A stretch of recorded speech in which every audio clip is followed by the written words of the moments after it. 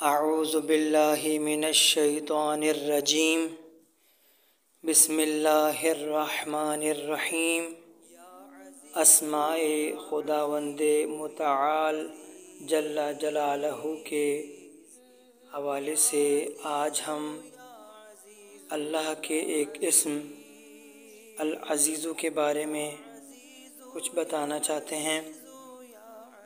اللہ تعالیٰ کے اس اسم العزیز کا مطلب ہے ہر چیز پر غالب،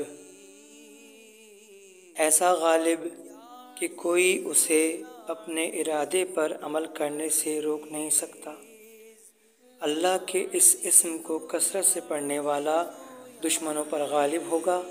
اللہ اس کو لوگوں میں عزت عطا فرمائے گا۔